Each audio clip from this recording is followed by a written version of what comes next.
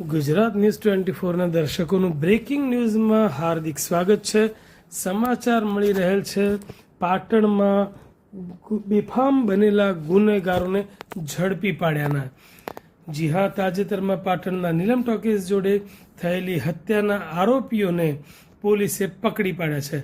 પાટણમાં ગોળી મારીને વેપારીની હત્યા કરનાર 4 આરોપીઓને પોલીસે ઝડપ્યા।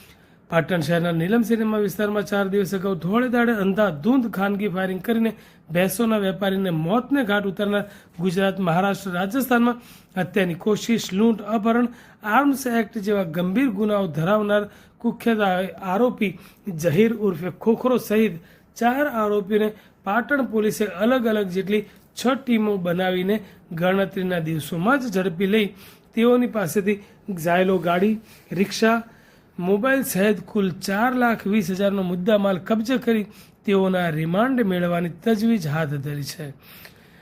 બોકડી વિસ્તારમાં બાળકોની તકરારમાં ગુનાહિત ઇતિહાસ ધરાવનાર ઝહીર ખાન ઉર્ફે ખોખરો બેલીમ અને મૃતક યુસુફ ખાન ચાંદખાન પઠાણના પરિવારજનો વચ્ચે મારામારી થઈ હતી અને કેટલાક લોકો ઈજાગ્રસ્ત પણ બન્યા હતા। જે મામલે બંને પક્ષોએ પાટણ એ ડિવિઝન પોલીસ મથકે ફરિયાદ પણ નોંધાવી હતી। દરમિયાન યુસુફ ખાન પઠાણ પોતાની કાર લઈ બોકડી વિસ્તારમાંથી નીલમ સિનેમા રોડ પર પસાર થઈ રહ્યા હતા। તે જ સમયે અન્ય સાગરીતો સાથે ધસી આવેલા ઝહીર ખાને પોતાની પાસે રહેલ ખાનગી રિવોલ્વરમાંથી કાર ઉપર 2 રાઉન્ડ ફાયર કરતા ગોળીઓ ડ્રાઈવર બાજુના કાચની આરપાર થઈ યુસુફ ખાન પઠાણને વાગતા તેઓ ગંભીર રીતે ઇજાગ્રસ્ત બન્યા હતા, જેઓને તાત્કાલિક સારવારથી ખસેડવામાં આવ્યા હતા, જ્યાં તેઓનું મોત નીપજ્યું હતું। ઘટનાના પગલે સમગ્ર વિસ્તારમાં ચકચાર મચી ગઈ હતી। સાથે જ આરોપીઓને તાકીદે ઝડપી પાડવા માટે પરિવારજનોએ ઉગ્ર માંગ કરી હતી। ગુનાની ગંભીરતાને ધ્યાને રાખી પાટણ પોલીસ એલસીબીએ એસઓજી ડિવિઝન સહિતની અલગ અલગ 6 ટીમો બનાવી સીસીટીવી કેમેરા અને હ્યુમન સોર્સના આધારે આરોપીને પકડવા ચક્રો ગતિમાન કર્યા હતા। ત્યારે ખાનગી રાહે મળેલી બાતમી આધારે આરોપીઓ સફેદ કલરની ઝાયલો ગાડી GJ24A 8316માં પાટણ તરફ આવી રહ્યા છે। ત્યારે વડુ નજીક પોલીસે ફિલ્મી ઢબે કોર્ડન કરી આરોપીઓને દબોચી લીધા હતા। પોલીસે આરોપી પાસેથી ઝાયલો ગાડી, રિક્ષા, મોબાઈલ સહિત 4,20,000નો મુદ્દામાલ કબજે કરી તેઓના રિમાન્ડ મેળવવાની તજવીજ હાથ ધરી છે। તો આ ગુનામાં સંડોવાયેલા અન્ય 2 આરોપીઓને પણ પકડવાના ચક્રો ગતિમાન કર્યા છે। પાટણ જિલ્લા પોલીસ અધિક્ષક VK નાઈએ જણાવ્યું હતું કે પકડાયેલા આરોપીઓ રીઢા ગુનેગારો છે।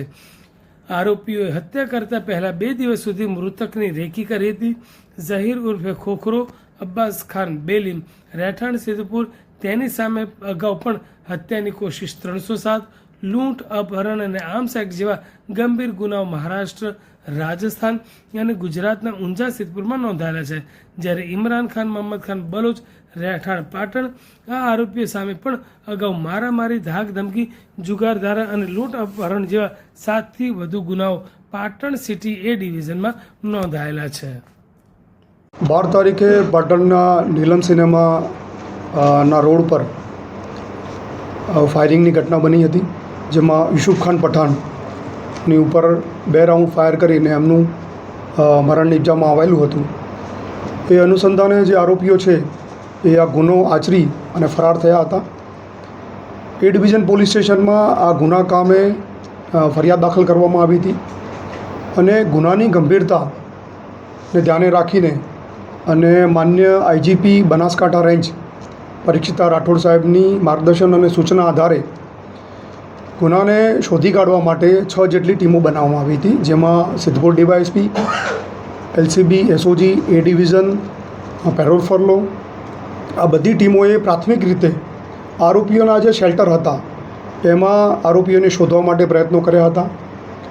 લોકલ જે કેમેરા હતા અને જે CCTV નેત્રમના કેમેરા હતા એનો ઉપયોગ કરી અને આરોપીઓ ક્યાંથી પસાર થયા હતા એ શોધવામાં આવ્યું હતું અને જેટલા પણ લોકલ સોર્સ છે, હ્યુમન સોર્સ અને બાકીની ટેકનિકલ જે આપણી પાસે અવેલેબલ સર્વિસીસ છે એનો ઉપયોગ કરી અને આરોપીઓ કઈ દિશામાં ભાગ્યા છે એ માટે શોધ કરવામાં આવી રહી હતી।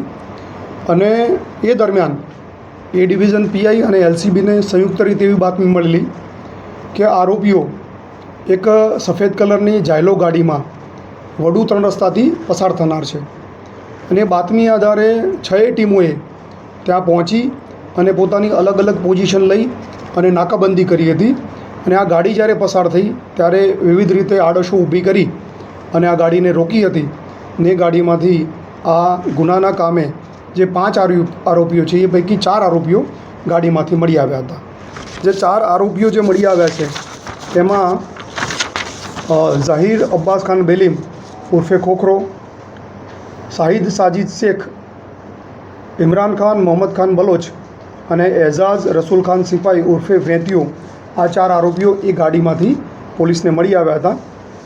આરોપીઓ મળી આવ્યા બાદ એમની પૂછપરછ કરવામાં આવી હતી. તો પૂછપરછમાં પ્રાથમિક માહિતી એવી મળી હતી કે ગુનાના કામે જેમણે હથિયાર વાપર્યું હતું એ હથિયાર વડનગરના મોહસિન ઉર્ફે ચટણી હૈદરખાન પઠાણને એ લોકોએ ગુનો કર્યા બાદ આપ્યું હતું. ગુનામાં જે જાયલો ગાડી વપરાઈ છે એ જાયલો ગાડી એ ઉપરાંત રિક્ષા અને 4 મોબાઈલો આ ગુનાના કામે કબજે કરવામાં આવ્યા છે. 2 આરોપીઓ આ ગુનાના કામે હાલ પકડવાના બાકી છે. એમાં મોહમ્મદ ખાન બલોચ અને જેને હથિયાર આપ્યું હતું, ગુનો કર્યા બાદ જેને હથિયાર સોંપવામાં આવ્યું હતું એ મોહસિનના બંનેની હાલ આરોપીઓ તરીકે નામ નીકળ્યા છે અને એમને અટક કરવાના બાકી છે.